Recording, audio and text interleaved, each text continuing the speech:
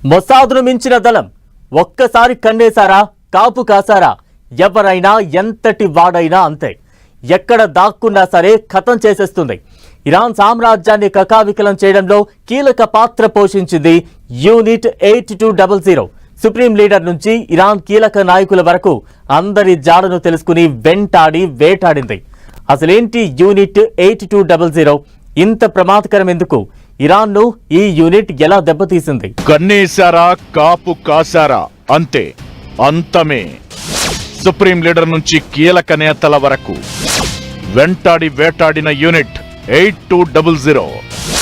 Iran సామ్రాజ్యాన్ని కూల్చిన సైన్యమిది. Unit 8200 అనేది ఎలా పుట్టింది? గతంలో చేసిన డేంజర్ ఆపరేషన్స్ ఏంటి? అమెరికా, ఇజ్రాయెల్, ఇరాన్ మధ్య కొనసాగుతున్న ఉద్రిక్తతలు అన్ని దేశాలను వణికిస్తున్నాయి. ప్రపంచమే కుగ్రామంగా మారిపోయిన వేళ పశ్చిమాసియాలో పరిణామాలు ప్రతి దేశం మీద ప్రత్యక్షంగానో పరోక్షంగానో ప్రభావం చూపుతున్న పరిస్థితి.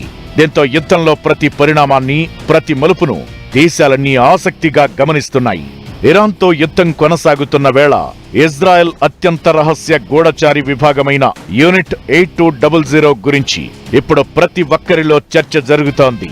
ప్రపంచంలోనే మోస్ట్ డేంజరస్ అంటే మొసాద్ పేరు చెబుతారు ఎవరైనా. అయితే అంతకు మించి ప్రమాదకరం ఈ యూనిట్ 8200. ఇరాన్ కీలక నాయకులను లక్ష్యంగా చేసుకునే హత్యలకు ఇజ్రాయెల్ ఈ యూనిట్ ను ఉపయోగిస్తుందనే ప్రచారం నడుస్తోంది. వాషింగ్టన్ పోస్ట్ బయటపెట్టిన నివేదిక యూనిట్ 8200 మీద మరింత చర్చకు కారణం అవుతోంది. Iran supreme leader Ayatollah Ali Khamenei, IRGC అధిపతి మొహమ్మద్ బక్పూర్ లాంటి ప్రముఖుల హత్యల్లో యూనిట్ 8200 కీలక పాత్ర పోషించింది. గతంలోనూ హెజ్బుల్లా అగ్రనాయకులను కూడా ఈ యూనిట్ హతమార్చినట్లు సమాచారం.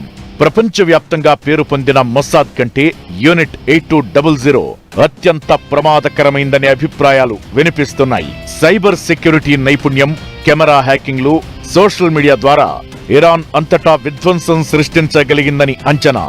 ఈ యూనిట్ ఆపరేషన్లలో కనీసం 40 మంది ఇరాన్ కీలక నాయకులు హత్యకు గురైనట్లు సమాచారం. ఇది మొసాద్ కు భిన్నంగా రక్షణ దళాలలో ప్రత్యేక గూఢచార విభాగంగా పనిచేస్తుంది.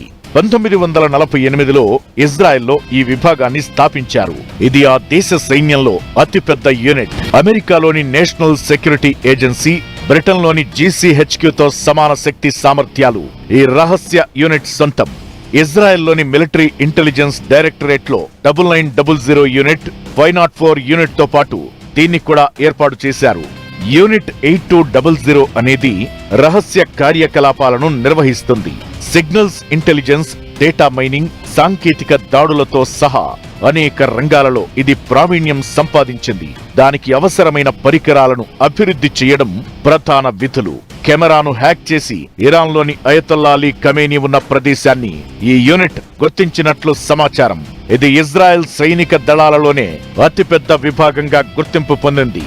అమెరికాకు చెందిన నేషనల్ సెక్యూరిటీ ఏజెన్సీతో కలిసి చాలా సార్లు ఉగ్రవాదులపై ఆపరేషన్లను ఈ యూనిట్ ప్లాన్ చేసినట్లు గతంలో తేలింది.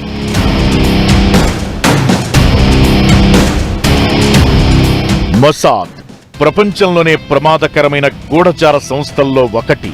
అయితే మొసాద్ను మించిన సామర్థ్యం గల మరో ప్రత్యేక దళం ఇజ్రాయెల్ దగ్గర ఉందని చాలా దేశాలకు ఇంతకాలం తెలియదు అనడంలో ఎలాంటి అనుమానం లేదు. అమెరికా, ఇజ్రాయెల్, ఇరాన్ మధ్య ప్రస్తుత ఉద్రిక్తతల వేళ యూనిట్ 8200 పేరు మరోసారి తెరపైకొచ్చింది. దీంతో దాని రహస్య కార్యకలాపాలిప్పుడు ప్రపంచవ్యాప్తంగా చర్చనీయాంశంగా మారాయి. యుద్ధంలో ఇరాన్ కీలక నేతలను కోల్పోయింది. అయితే ఆ హత్యల వెనుక కీలక పాత్ర పోషించింది యూనిట్ 8200. దీంతో ఈ సైన్యంపై ప్రపంచవ్యాప్తంగా చర్చ జరుగుతోంది. యూనిట్ 8200 గతంలో చేసిన ఆపరేషన్స్ ఏంటి? ఈ సైన్యంలో ఎవరెవరు పనిచేస్తూ ఉంటారు? ఈ యూనిట్ ప్రత్యేకతలు ఏంటి? ఇజ్రాయెల్లో యూనిట్ 8200కు షమోనే మటైమ్ అని పేరు. ఇందులో ఎవరికి పడితే వాళ్లకు అవకాశం లభించదు. యువకుల్లో చాలా ప్రతిభావంతులు, సృజనాత్మకంగా ఆలోచించి సాంకేతిక పరిజ్ఞానం తెలిసిన వారికి మాత్రమే ఇక్కడ ఎంట్రీ ఉంటుంది. హైస్కూల్ స్థాయిలోనే వారిని గుర్తించి ఎంపిక చేస్తారు. దీనిలోని 16 నుంచి 18 ఏళ్ల యువ సైనికులకు హ్యాకింగ్, ఎన్క్రిప్షన్, నిఘా లాంటి సంక్లిష్టమైన శిక్షణలు ఇచ్చి పనులు అప్పజెబుతారు. దీనిలో పనిచేసి బయటకొచ్చిన వారిని ఇజ్రాయెల్లోని హైటెక్ కంపెనీలు సరికొత్త ఆవిష్కరణలు చేయడానికి ఎక్కువగా ఉపయోగిస్తూ ఉంటాయి. ఈ యూనిట్ నేరుగా ప్రధానికే రిపోర్ట్ చేస్తుంది. ఇజ్రాయెల్ సైన్యం వాస్తవిక యుద్ధంలో ఎదుర్కొనే అరుదైన పరిస్థితులను అంచనా వేసి వాటికి పరిష్కారాలను కనిపెట్టడం దీని టాస్కుల్లో ఒకటి. ఈ యూనిట్ కార్యకలాపాలు దేశం బయట కూడా జరుగుతాయి. ఇరాన్ అణు కేంద్రాన్ని చిందరవందర చేసి సెంట్రిఫ్యూజ్లను ధ్వంసం చేసిన స్టక్స్ నెట్ కూడా ఈ బృందం అభివృద్ధి చేసిందే. అసలు ఆర్మీలాగా కానీ కాదు, ఒక స్టార్టప్ కల్చర్ లాగా.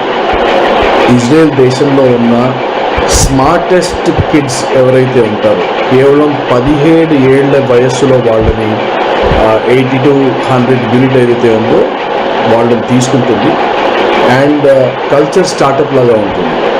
అంటే మీకు ఏం కావాలి, దేంతో ఆడుకుంటారు, ఎలా ఆడుకుంటారు అనేది ఈ యూనిట్ చేస్తుంది. 2005 నుంచి 2010 మధ్య ఇరాన్ అణు ఉత్పత్తి సౌకర్యాలను ధ్వంసం చేయడానికి ఇజ్రాయెల్ ఓ సీక్రెట్ ఆపరేషన్ను నిర్వహించింది. ఇరాన్ అణ్వాయుధాలను అభివృద్ధి చేస్తోందని ఇజ్రాయెల్ కు సమాచారం అందింది. దీంతో ఇరాన్ సెంట్రిఫ్యూజ్లను ధ్వంసం చేయాలని ఇజ్రాయెల్ నిర్ణయించుకుంది. ఈ బాధ్యతను యూనిట్ 8200కు అప్పగించింది ఇజ్రాయెల్. ఈ పనిని ఆ సైన్యం ఈజీగా పూర్తి చేసింది. ఇక ఐసిస్ ఓ పశ్చిమ దేశంపై గగనతల దాడి చేయడానికి యత్నించింది. దీనిని యూనిట్ 8200 విజయవంతంగా అడ్డుకుంది. ఈ విషయం 2018లో బయటకొచ్చింది. ఇజ్రాయెల్లో అక్టోబర్ 7 ఘటన తరువాత హమాస్, హెజ్బొల్లాపై దండయాత్ర చేసింది ఇజ్రాయెల్.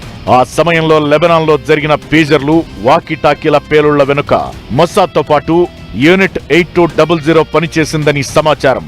పేజర్లు, వాకీటాకీల్లో పేలుడు పదార్థాలు ఎలా అమర్చవచ్చు, వాటిని ఎలా పేల్చవచ్చన్న అంశంపై ప్లానింగ్, వాటిపై ప్రయోగ పరీక్షలు పూర్తిగా యూనిట్ 8200 కనుసన్నల్లోనే జరిగినట్లు టాక్.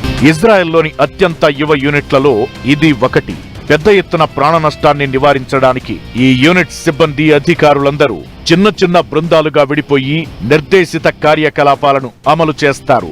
ఇదిప్పుడు ఇరాన్ను చిన్నాభిన్నం చేసింది. దీంతో దీనిపై చర్చ మొదలయ్యింది.